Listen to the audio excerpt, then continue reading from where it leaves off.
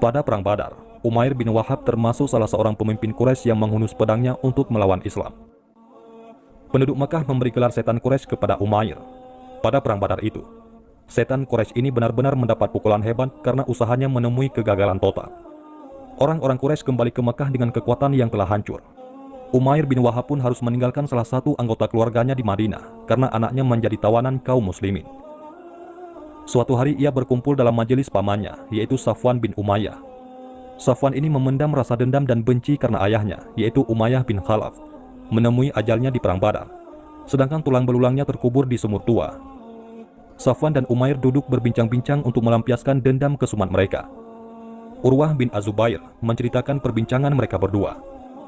"Demi Tuhan, tidak ada lagi gunanya hidup kita setelah peristiwa itu," kata Safwan. "Engkau benar, dan demi Tuhan, kalau bukan karena utang yang belum kubayar, dan keluarga yang kukhawatirkan akan terlantar sepeninggalanku, niscaya aku berangkat mencari Muhammad untuk membunuhnya," jawab Umair. "Aku mempunyai alasan yang kuat untuk mengelabuinya. Aku akan mengatakan bahwa aku datang untuk membicarakan anakku yang tertawan," tambah Umair. Safwan tertarik dengan ungkapan Umair tersebut dan berkata, "Biarlah aku yang menanggung utangmu. Aku akan melunasi semua, dan keluargamu hidup bersama keluargaku. Aku akan menjaga mereka seperti aku menjaga keluargaku. Bila demikian, mari kita simpan rahasia kita ini," kata Umair. Kemudian Umair meminta pedangnya, lalu ia mengasah dan membubuhi racun. Selanjutnya, ia berangkat hingga sampai di Madinah. Ketika Umar bin Al-Khattab sedang bercakap-cakap dengan sejumlah kaum muslimin tentang Perang Badar, dan mereka menyebut-nyebut pertolongan Allah kepada mereka, tiba-tiba Sayyidina Umar melihat Umair bin Wahab yang baru saja menabatkan tunggangannya di depan masjid dan siap mempergunakan pedangnya. Sayyidina Umar berkata, "Itu si Umair bin Wahab, si musuh Allah. Demi Allah, ia pasti datang dengan maksud jahat. Dialah yang telah menghasut orang banyak dan mengarahkan mereka untuk memerangi kita di Perang Badar." Sayyidina Umar lalu masuk menghadap Rasulullah dan berkata, "Ya Nabi Allah, itu si Umair si musuh Allah. Ia telah datang siap menghunus pedangnya." Rasulullah menjawab, "Suruhlah ia masuk menghadapku." Lalu Sayyidina Umar membawa masuk Umair menghadap Nabi. "Silahkan wahai Umair." Umair pun mendekat seraya berkata, "Selamat pagi." Ini merupakan ucapan jahiliyah. Maka Rasulullah bersabda, "Sesungguhnya Allah telah memuliakan kami dengan ucapan kehormatan yang lebih baik daripada ucapanmu, wahai Umair, yaitu ucapan salam yang merupakan penghormatan bagi ahli surga." Umair berkata, "Demi Tuhan, aku baru mendengar soal itu." Rasulullah mulai bertanya, "Apa maksudmu datang ke sini, wahai Umair?" "Kedatanganku ke sini sehubungan dengan tawanan yang berada di tanganmu," jawab Umair bin Wahab. "Berkatalah terus terang, wahai Umair, apa maksud kedatanganmu yang sebenarnya?" tanya Rasulullah. "Aku tidak datang selain untuk itu," jawab Umair. "Bukankah engkau telah duduk bersama Safwan bin Umayyah di atas batu? Lalu engkau berbincang-bincang tentang orang-orang Quraisy yang tewas di sumur Badar, dan engkau berkata, 'Kalau bukan karena utang dan keluargaku, niscaya aku akan pergi membunuh Muhammad.' Kemudian Safwan akan menjamin akan membayar utangmu dan menanggung keluargamu, asal kamu membunuh aku. Padahal Allah telah menjadi penghalang bagi maksudmu itu," jelas Rasulullah kepada Umair. Seketika itu juga, Umair berteriak, "Aku bersaksi bahwa tiada Tuhan selain Allah, dan aku bersaksi bahwa engkau adalah Rasulullah. Perbincangan itu tidak ada yang menghadirinya selain aku dan Safwan saja. Demi Allah, tidak ada yang memberi kabar kepadamu selain Allah." Rasulullah pun bersabda kepada sahabat-sahabat beliau, "Ajarilah saudaramu ini tentang agama, bacakanlah Al-Quran kepadanya, dan bebaskanlah tawanannya." Begitulah Umair bin Wahab masuk Islam. Kini orang yang dulunya mendapati julukan setan Quraisy itu telah masuk Islam. Ia telah diliputi oleh cahaya Rasul dan lentera Islam seluruhnya. Hingga tiba-tiba dalam sekejap ia telah berbalik menjadi pembela Islam yang gigih. Umar bin Al-Khattab sampai berkata, "Demi zat yang diriku di tangannya, aku lebih suka melihat babi daripada si Umair pada awal ia muncul di hadapan kami. Tetapi sekarang aku lebih suka kepadanya daripada sebagian anakku sendiri." Umair duduk merenungi kelapangan agama ini dan kebesaran Rasulullah. Ia teringat masa-masa silamnya di Makkah, ketika ia merencanakan tipu muslihat busuk dan memerangi Islam, tepatnya sebelum Rasulullah dan sahabat-sahabat beliau hijrah ke Madinah. Ia juga teringat upaya dan perjuangannya di Perang Badar. Sekarang ia datang dengan menimang-nimang pedang di tangan, hendak membunuh Rasulullah. Semua itu dengan sekejap mata terhapus oleh ucapan syahadatnya.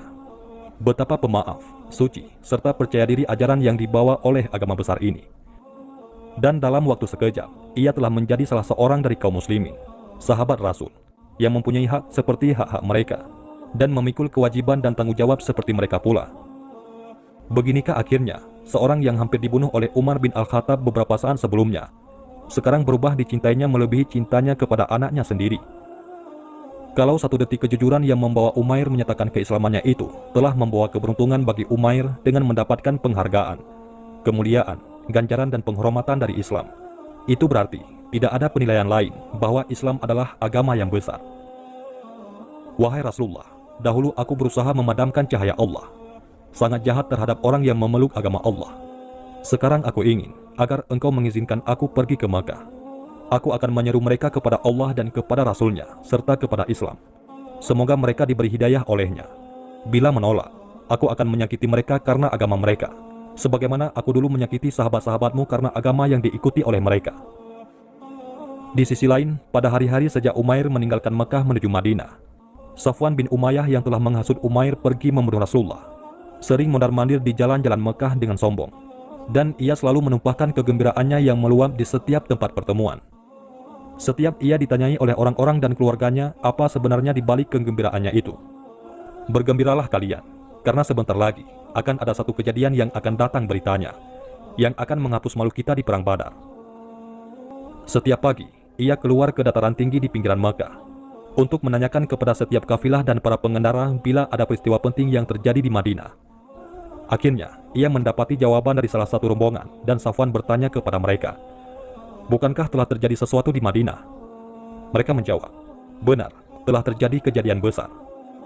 Wajah Safwan berseri-seri, hatinya benar-benar diliputi oleh kegembiraan dan kebahagiaan. "Apa sebenarnya yang terjadi? Tolong ceritakan kepadaku." Orang itu menjawab, "Umair bin Wahab telah memeluk Islam.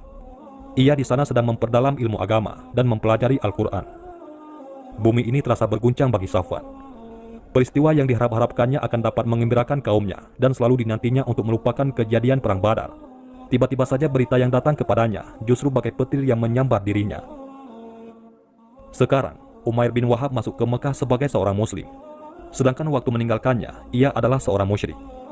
Ia memasuki Mekah dan dalam ingatannya terbayang sikap Umar bin Al-Khattab ketika masuk Islam.